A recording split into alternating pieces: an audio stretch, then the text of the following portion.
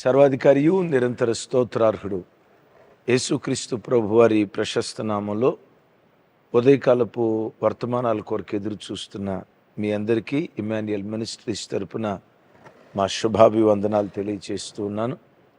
క్రీస్తునందు మాకు అత్యంత ప్రియమైన దైవ జనాంగమా, ఎలా ఉన్నారు? కుటుంబ సభ్యులందరూ క్షేమంగానే ఉన్నారు కదూ? అవును తమ్ముడు, చెల్లి, మిమ్మల్ని ఈరోజు అరుణోదయపు దినాన లేచి ప్రార్థన చేసుకున్నారా? గడిచిన రాత్రి కుటుంబంలో కుటుంబ ఆరాధన జరిగిందా? జనవరి 1వ తారీఖు తీర్మానం చేసుకున్నాం కదా, రోజుకొచ్చి ఇన్ని గంటలు ప్రార్థన చేయాలని. ప్రతి అరుణోదయపు దినాన కంఠధ్వని దేవునికి వినిపించాలని. ఈ సంవత్సరం లోపు కనీసం ఒక్కసారైనా బైబిల్ అంతా చదివి పూర్తి చేయాలని ఎన్నెన్నో తీర్మానాలు చేసుకున్నాం కదా. ఆ తీర్మానాల్లో నిలవబడ్డారా? తమ్ముడు, చెల్లి, ఇప్పటి వరకు ఎంతవరకు బైబిల్ చదివారు? ఏ గ్రంథం వరకు వచ్చారు? కింద కామెంట్ బాక్స్లో రాయండి.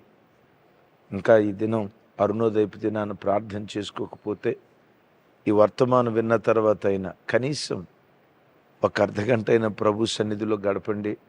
మీ అన్నగా, మీ క్షేమాన్ని కోరుకునే మీ ఆత్మీయ తండ్రిగా నా చేతులు జోడించి మిమ్మల్ని బ్రతిమలాడుకుంటున్నాను. అపాయకరమైన దినాల్లో బ్రతుకుతున్నాం. ఏ క్షణాన ఏం జరుగుతుందో తెలియదు. ఏ రీతిగా సాతాను ప్రజలను మింగేస్తాడో తెలియని భయానకరమైన దినాల్లో మనం బ్రతుకుతున్నాం. ఉదయం లేవటంతో దేవునితో గడపకుండా గడప దాటి బయటికి వెళ్ళొద్దని ప్రేమతో మనవి చేస్తూ ఉన్నాను. విశేషంగా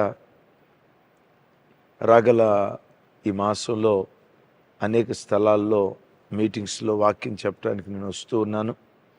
ఈరోజు ఆర్మూర్, మేబీ నిర్మల్ జిల్లా అనుకుంటా, ఆర్మూర్ పట్టణానికి నేను వస్తూ ఉన్నాను. తప్పకుండా లైవ్ చూస్తున్న బిడ్డలు, ఆర్మూర్ పరిసర ప్రాంతాల్లో ఉన్న మిమ్మలను ప్రేమపూర్వకంగా ఆహ్వానిస్తూ ఉన్నాను.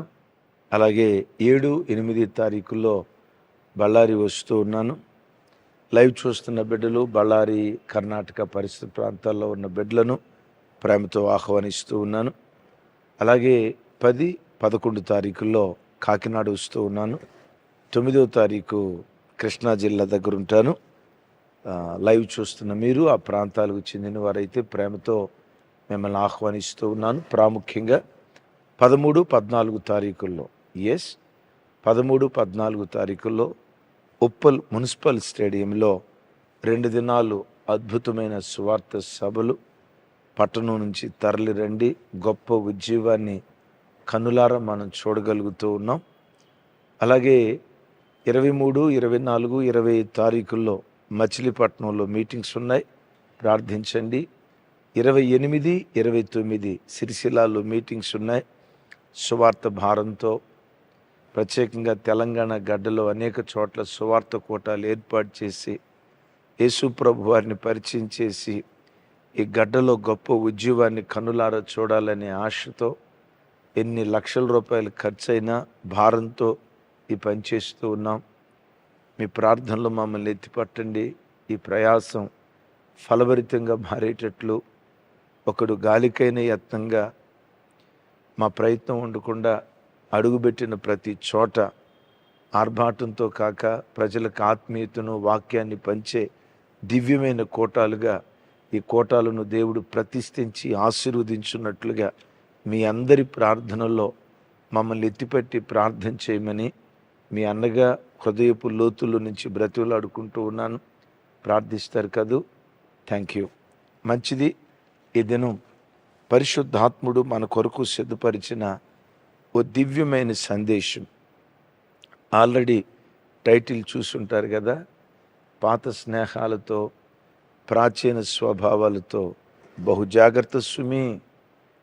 పాత స్నేహాలు, ప్రాచీన స్వభావాలు ఎంత భయంకరమైనవో తెలుసా? విన్నారు కదా. ఈ వర్తమానం నేను ఇవ్వటానికి పరిశుద్ధాత్మ దేవుడు నన్ను పురికొల్పటానికి కలిగిన కారణం, ఆయా సందర్భాల్లో కొంతమంది అడుగుతూ ఉంటారు, అన్నయ్య పూర్వ విద్యార్థుల సమ్మేళనం జరుగుతూ ఉంటుంది. 10th క్లాస్మేట్స్ అంతా కూడుకొని ఏమంటారు, పూర్వ విద్యార్థుల సమ్మేళనం జరుగుతూ ఉంటుంది. 10th క్లాస్, ఇంటర్మీడియట్, అలాగే ఇంజనీరింగ్, ఈ రీతిగా జరుగుతూ ఉంటాయి. వాటికి వెళ్ళొచ్చా వెళ్ళకూడదా అని గతంలో చాలామంది నన్ను అడుగుతూ వచ్చారు. అఫ్కోర్స్ నేను వాళ్ళకి ఏదో చెప్పాను, అది ముగింపులో చెప్తాను. ఈ మధ్యకాలంలో మాకు దగ్గరలో, మేముండే జీడిమెట్ల ఇండస్ట్రియల్ ఏరియాకి దగ్గరలో అమీన్పూర్ అనే ప్రాంతంలో ఒక విషాదకరమైన వార్త. 3 పిల్లలు, 8, 10, 12, 8వ సంవత్సరం, 10వ సంవత్సరం, 12వ సంవత్సరం, కొంచెం అటు ఇటుగా ఉన్న పిల్లలు విషాహారం తిని పెరుగు విషపూరితమైపోయిందని, ఆ విషపూరితమైన ఆహారం తిని 3 పిల్లలు విగత జీవులుగా చచ్చిపోయారని ఒక వార్త వచ్చింది. మాకు దగ్గరే, బహు దగ్గర.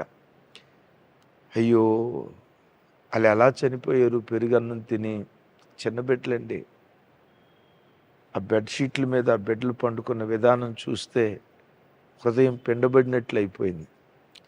అలా ఎలా జరిగిందా అని ఆ తర్వాత రోజు వార్త వింటే, లేదు లేదు లేదు, విషాహారం తిని కాదు, వాళ్ళ నానే చంపారు.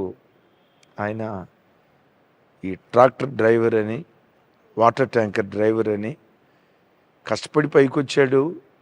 ఆ కష్టార్జితంతో ఒకప్పుడు ఎవరి దగ్గర జీతానికి పనిచేసేవాడు. కష్టపడి పైకొచ్చి ఇప్పుడు తానే ఒక వాటర్ ట్యాంకర్ కొనుక్కొని కుటుంబాన్ని చక్కగా చూసుకుంటున్నాడు. అయినా ఏం బుద్ధి పుట్టిందో, ఏం పురుగు తిరిగిందో, కడుపును పుట్టిన పిల్లల్ని తండ్రి చంపుంటాడేమో అన్న ప్రశ్నార్థకంతో 2వ రోజు కొంచెం బాధ అనిపించింది. రకరకాల ఊహాగానాలు, అక్రమ సంబంధంలో పడిపోయాడు, పడిపోయి ఉండొచ్చు, అందుకనే పిల్లల్ని చంపాడు. భార్యను కూడా చంపాలని ప్రయత్నం చేసి ఉంటాడు. భార్య కూడా ఆహారం తిని కడుపులు నొప్పి అని హాస్పిటల్లో జాయిన్ అయింది. రకరకాల వార్తలు. సరే, దినాలు అట్లా గడుస్తున్నాయి. ఆ చిన్నపిల్లలు విగత జీవులుగా 8 సంవత్సరాలు, 10 సంవత్సరాలు, 12 సంవత్సరాల చిన్న బిడ్డలు విగత జీవులుగా ఆ బెడ్షీట్ల మీద అలా పడిపోయిన ఆ హృదయ విదారకమైన దృశ్యాలు చూసిన తర్వాత గుండె ఇలా పిండబడింది. అలా ఒక పేపర్ చదువుతూ అప్డేట్, దాని గూర్చి ఇన్ఫర్మేషన్ రోజు వింటూ ఉంటుండగా జస్ట్ నిన్నటి ఉదయం గుండెలు పిండే వార్త ఏంటో తెలుసా? ఆ పిల్లలు విషాహారం తిని చనిపోలేదు, కన్న తండ్రి చంపలేదు. కన్న తండ్రి కాదు కానీ నవమాసాలు మోసి కని పెంచి గోరుముద్దలు తినిపించి ఏ తల్లి కన్నదో కన్న తల్లే 3 పిల్లల ప్రాణాన్ని తీసింది. నాకు ఒళ్ళు జలతరించినట్లయిపోయింది. కన్న తల్లి కడుపున పుట్టిన బిడ్డల్ని చంపిందా? ఎలా చంపింది? తను పెట్టిన పెరుగన్నంలో విషం కలిపిందట. అయిలారా ఒకసారి చూడండి. ఆ పిల్లలు పుట్టినప్పుడు చిన్నతనంలో తల్లి తన చేతులతో కలిపి గోరుముద్దలు తినిపించింది కదా. ఆ గోరుముద్దలతో, ఆ చేతితో గోరుముద్దలు తినిపించిన తల్లే అవే చేతులతో విషాహారాన్ని పిల్లలకు పెట్టి 3 పిల్లల్ని చంపి పొట్టను పెట్టుకుంది. అలాగని ఏమైనా మానసిక రోగమా? నో. భర్త ఏమైనా వేధించిన వాడా? కాదే. భర్త ఏమైనా తాగుబోతే కుటుంబాన్ని పోషించని వాడా? లేదే. కష్టార్జితంతో పైకొచ్చి సొంతగా ఒక వాటర్ ట్యాంకర్ కొనుక్కున్నాడట. అలాగని ఈ అమ్మాయి ఏమైనా చదువుకుందా? అమాయకపుదా? మంచిగా చదువుకుందట. అరే, చదువుకొని మంచి భర్త, చక్కటి 3 పిల్లలు, పర్వాలేదు, వాళ్ళ కాళ్ళ మీద వాళ్ళు బతకగలిగే ఇన్ని అనుకూలతలు ఉన్నా ఎలా ఎలా పిల్లలను చంపడానికి చేతులు వచ్చాయి? తెలిసిన విషయం ఏంటో తెలుసా? ఎవరితోనో అక్రమ సంబంధంలో పడిపోయిందట. ఎవరితోనో తెలుసా? ఆ మధ్య 10వ తరగతి పూర్వ విద్యార్థుల సమ్మేళనం జరుగుతూ ఉంటే ఆ పూర్వ విద్యార్థుల సమ్మేళనానికి వెళ్ళి ఆ చిన్నతనంలో తెలిసి తెలియని వయసులో, ఇది 9వ క్లాసు 10వ తరగతి, ఈ ఈ ఈ వయసు చాలా ప్రమాదకరమైనది. ఆకర్షణతో నిండుకుంది. ఈ రోజుల్లో ఉన్నట్లుగా ఎక్స్ప్రెస్ చేయటానికి సెల్ ఫోన్లు అంత ధైర్యం ఆ రోజుల్లో ఉండేది కాదు కదా. ఏమో మనసులో ఎవరినో ఇష్టపడిందేమో ఆ క్లాసులో. ఆ పూర్వ విద్యార్థుల సమ్మేళనానికి వెళ్ళినప్పుడు వాడు కలిశాడట, మాట కలిసిందట. నేను ఈ మాట అంటున్నందుకు క్షమించండి. ఏమో తల్లికి 40 సంవత్సరాలు 45 సంవత్సరాలు ఉండుండొచ్చు. తన కామవాంఛ తీర్చుకోవటానికి, తన శరీరపు కోరికలు తీర్చుకోవటానికి కడుపున పుట్టిన బిడ్డలను చేతులారా చంపటానికి ఆ కఠినమైన మనసు ఎలా వచ్చిందో హృదయం ఇట్లా పిండబడినట్లు అయిపోయింది. చూసారా? పూర్వ విద్యార్థుల సమ్మేళనం ఆ కుటుంబానికి ఎంత విషాదం మిగిల్చిందో.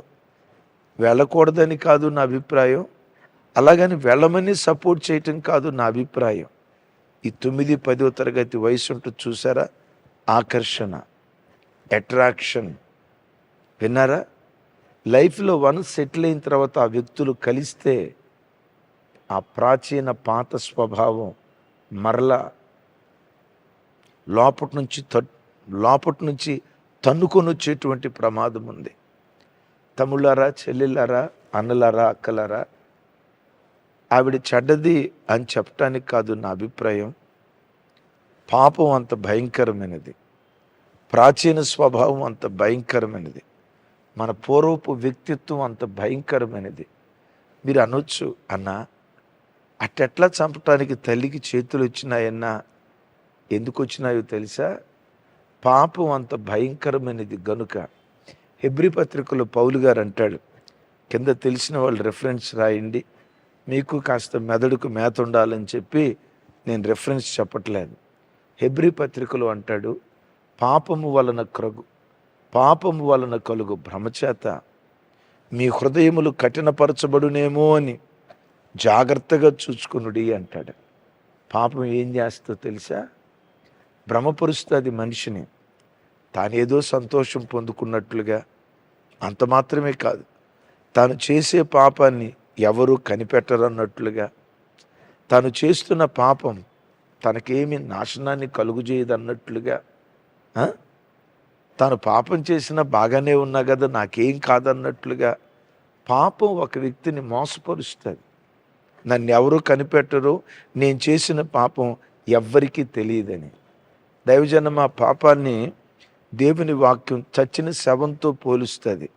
నేనంట, చచ్చిన శవంలో నుండి వాసన రాకుండా ఎన్ని రోజులు సెంటు కొట్టి ఆపగలం? ఒకసారి చెప్పండి.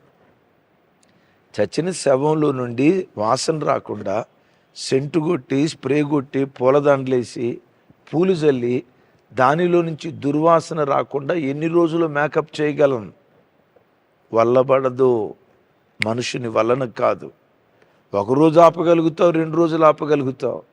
ఆ చచ్చిన శవంలో నుంచి ఏ రోజుకైనా ముక్కుగోళ్ళు పగిలిపోయేటట్లుగా దుర్గంధం దానిలో నుంచి బయటికి రావాల్సిందే.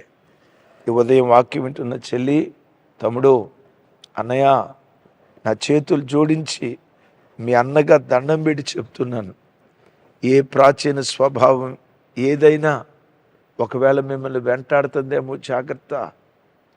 ఏ పాపమైనా మిమ్మల్ని తరుముతుందేమో జాగ్రత్త. నన్ను ఎవరూ కనిపెట్టలేదుగా, పాపం చేసినా నేను బాగానే ఉన్నాగా, అపవిత్రత చేసినా నేను బాగానే ఉన్నాగా, చెడు కార్యక్రమాలు చేస్తున్నా నేను బాగానే ఉన్నాగా, మొన్ననే ప్రమోషన్ వచ్చిందిగా, మొన్ననే ఇంక్రిమెంట్ వచ్చిందిగా, ఇల్లు కూడా కన్నా కదా, ఫ్లాట్ కూడా కొన్నా కదా. అయ్యా, పాపం విషపూరితమైన పాము వంటిది. పాపము చెప్పండి, పాపము. పాపము అనే 3 అక్షరాల్లో మధ్య అక్షరం తీసేయండి. పాపం పాము లాంటిది. ఏ పాము? విషం లేని పాము కాదు, విషపూరితమైనటువంటి పాము. వింటున్నారా? ఏ రోజుకైనా అది కాటేస్తుంది. ఓ మాట చెప్తా, కొన్ని సందర్భాల్లో పాపానికి తగిన శిక్ష శీఘ్రంగా కలక్కపోవటాన్ని బట్టి మనుషుడు హృదయపూర్వకంగా పాపం చేస్తున్నాడట. దేవుడు శిక్షించలేక కాదు, రేపైనా వీడు మారకపోతాడని దీర్ఘశాంతం కలిగిన వాడై నీ మారు మనసు కొరకు ప్రేరేపిస్తూ ఉన్నాడు. కానీ మనిషి ఏమనుకుంటాడో తెలుసా? నీవేమనుకుంటావో తెలుసా? పాపం చేసినా నేను బాగానే ఉన్నాగా, అదే ఇందాక చెప్పా, ఇంక్రిమెంట్ కూడా వచ్చిందిగా, ఇల్లు కూడా కొన్నా కదా, ప్రమోషన్ కూడా వచ్చింది కదా అని నువ్వు అనుకుంటావు. తమ్ముడు, చెల్లి, ఓ మాట చెప్పమంటారా? చెట్టుకు పండు ఉంది, ఆ పండు పూర్తిగా పండిపోతే ఆటోమేటిక్గా రాలిపోద్ది అంతే. పండిన పండు రాలిపోతుంది. పాపం కూడా పరిపక్వమైతే బ్రతుకులు రాలిపోతాయి. నా చేతులెత్తి దండం పెట్టి చెప్తున్నా, నా చేతులెత్తి మీ క్షేమాన్ని కోరుకునే అన్నగా దండం పెట్టి చెప్తున్నా, పాపం పాము లాంటిది. ప్రాచీన స్వభావాలు కాటేస్తాయి. ఏ రోజుకు ఆ రోజు పౌలు గారు అంటారు కదా, ప్రాచీన స్వభావమును దాని ఇచ్చలతో కూడా సిలువ వేయుడి. విన్నారా? ప్రాచీన స్వభావమును దాని ఇచ్చలతో కూడా సిలువ వేయుడి. సిలువ ఏ రోజు వేయాలి? బాప్తిస్మం తీసుకున్న రోజా? సిలువ ఏ రోజు వేయాలి? ఆదివారపు ఆరాధనకు వచ్చిన రోజా? సిలువ ఏ రోజు వేయాలి? ఈ లెంట్ డేస్ దినాల్లోనా? సిలువ ఏ రోజు వేయాలి? గుడ్ ఫ్రైడే రోజా? సిలువ ఏ రోజు వేయాలి? శుద్ధీకరణ దినాల్లోనా? నో. దినదినము నీ ప్రాచీన స్వభావాలు సిలువ వేయాలి. ఒకరోజు ఓ మంచి భక్తి కలిగిన దైవజనుడు, నాకు బహు స్నేహితుడు, అట్ దట్ సేమ్ టైం భక్తి కలిగిన వాడు, ఒకరోజు దేవుడు తనతో మాట్లాడిన విధానం, దర్శనంలో ఆత్మీయతను ఎలా కాపాడుకోవాలో దేవుడు బయలుపరిచిన విధానం ఆ దైవజనుడు నాకు జ్ఞాపకం చేస్తే, దేవుడు ఆయనకి ఇచ్చిన దర్శనాన్ని నాకు చెప్తే నా ఒళ్ళు జలతరించింది. కాళ్ళు చేతులు గడగడమని వనకటం ప్రారంభించాయి. ఏంటయ్యా దర్శనం అంటారా? ఆ దైవజనుడు దేవుని సన్నిధిలో ప్రార్థిస్తున్నాడు. హృదయంలో ఒక సంతోషం, దేవా నేను చాలా మారా, నా పాత అలవాట్లు ఎన్నో వదులుకున్నా, పాత స్వభావాలు నాకు దూరం అయిపోయాయి, మంచి ఆత్మీయ జీవితాన్ని కలిగి రోజు నేను బ్రతుకుతున్నాను. నాకు ఇచ్చిన భక్తికై నీకు స్తోత్రం, నాకు ఇచ్చిన ప్రార్థనా జీవితం కొరకై నీకు స్తోత్రం స్తుతిస్తూ, దేవా ఇంకా నా భక్తిని నేను కాపాడుకోవాలంటే ఏం చేయాలో, కడవరకు కన్ను మూసే ఆఖరి క్షణం వరకు నా భక్తిని కాపాడుకోవాలంటే నేను ఎలా జీవించాలో నాతో మాట్లాడయ్యా అని ప్రార్థన చేసుకుంటున్నాడట.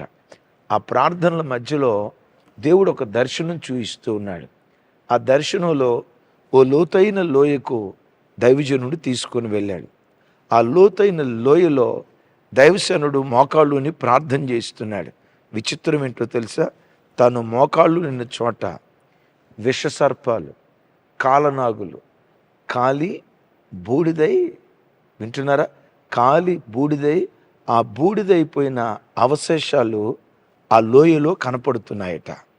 చూసి, దేవా ఈ ప్రార్థన శక్తి ద్వారా, మీ రక్తపు శక్తి ద్వారా, పరిశుద్ధాత్మ శక్తి ద్వారా, ఇదిగో ఈ ప్రాచీన పాపపు స్వభావాలు, పాము స్వభావాలన్నీ కాలి బూడిదైపోయాయి.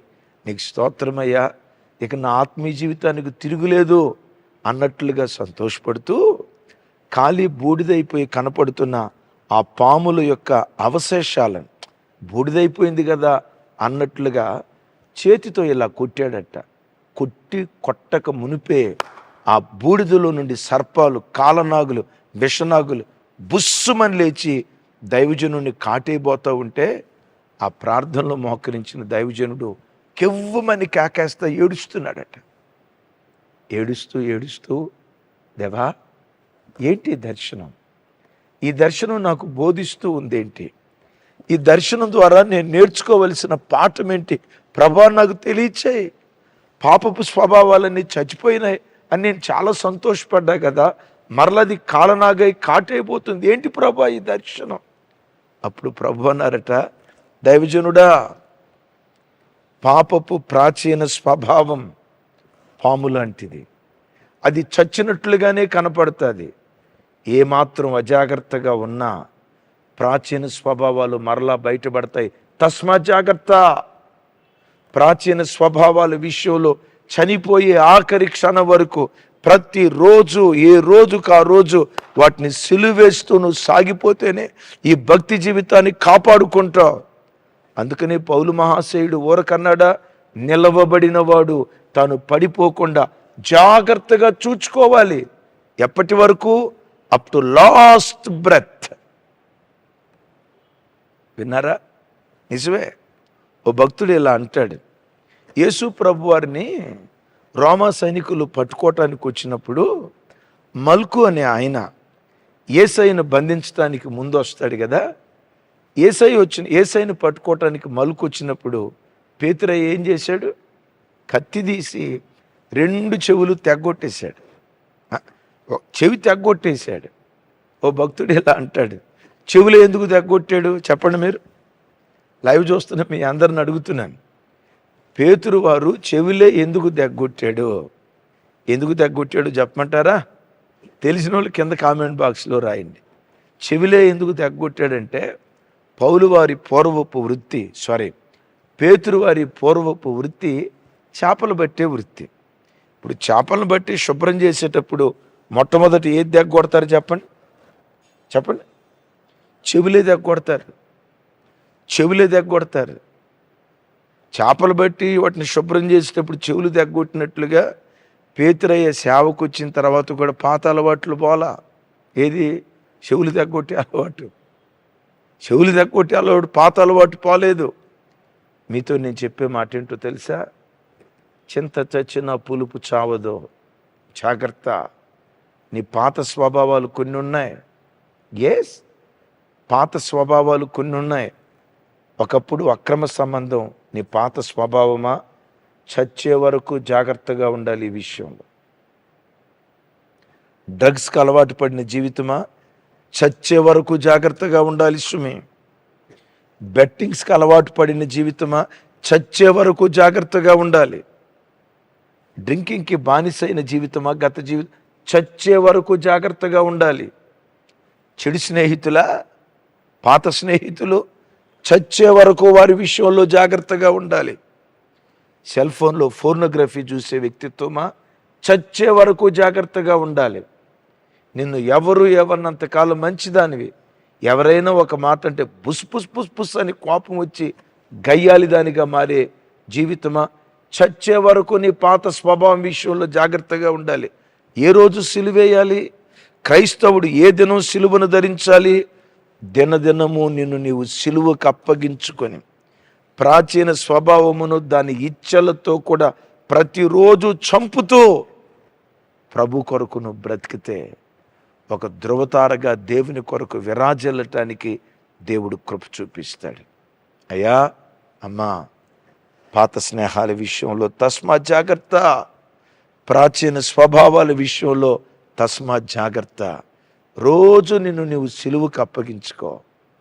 సిలువ ఎక్కడుంటుందో బ్రతుకునకు విలువ అక్కడుంటుంది. ఆమేన్. గట్టిగా చెప్దాం ఒకసారి. సిలువ ఎక్కడుంటుందో బ్రతుకుకు విలువ అక్కడుంటుంది. సిలువ లేనిదే క్రైస్తవునికి పరలోకపు సింహాసనం ఉండదు. సిలువకు అప్పగించుకుందాం, బ్రతుకులకు విలువ తెచ్చుకుందాం, పరలోకపు సింహాసనాన్ని చేరుకుందాం. ఒక చిన్న ప్రార్థన చేస్తాను. మీ ఇంట్లో ఎవరైనా వ్యసనాలకు బానిసలైన వాళ్ళు ఉంటే, దురలవాట్లకు బానిసలైనటువంటి వాళ్ళు ఉంటే, లేదు ప్రాచీన స్వభావాలు మీలో పనిచేస్తున్నట్లుగా ఉంటే ప్రార్థనలు ఏకీభవించండి. మీ కొరకు ప్రార్థన చేస్తాను. తండ్రి, మీకు స్తోత్రాలు. పాత స్నేహాలు, ప్రాచీన స్వభావాలు ఎంత ప్రమాదకరమైనవో తెలుసా? మాతో మీరు మాట్లాడిన మాటకై స్తోత్రాలు. ఈరోజు ఈ వాక్యం విన్న ప్రతి బిడ్డ ఆత్మీయ జీవితాన్ని కట్టుకోవటానికి కృప చూపించయ్యా. ప్రాచీన స్వభావాలు యేసు నామం పేరిట మాలో కనుమరుగైపోవునుగాక. పాత స్నేహాల విషయంలో తస్మాత్ మేము జాగ్రత్తగా ఉందుముగాక. ఈ వాక్యం వింటున్న బిడ్డల్లో ఎవరైనా ఏదైనా వ్యసనానికి బానిసలై ఉంటే ఉన్న పాటునే దాన్ని విడిచిపెట్టి నీ కొరకు బ్రతికే భాగ్యం దయచేయి. ప్రతి దినం సిలువను ధరించి శరీరాన్ని సిలువకు అప్పగించుకొని బ్రతుకునకు విలువ తెచ్చుకొని సింహాసనాన్ని స్వతంత్రించుకునే కృప ప్రతి బిడ్డకు దయచేయండి. నా చేతులెత్తి దీవిస్తూ సమస్త ఘనత మహిమ ప్రభావాలు మీకే ఆరోపిస్తూ యేసు నామం పేరిట ప్రార్థించి స్తుతించి పొందియున్నాము తండ్రి. తండ్రి అయిన దేవుని ప్రేమ, కుమారుడైన యేసుక్రీస్తు వారి దివ్య కృప, పరిశుద్ధాత్మ దేవుని సహవాసం మనకు సకల పరిశుద్ధులకు సదా తోడయుండి నడిపించునుగాక. Amen, amen, amen. Thank you. కృపా సమాధానాలు మనందరికీ తోడయుండునుగాక.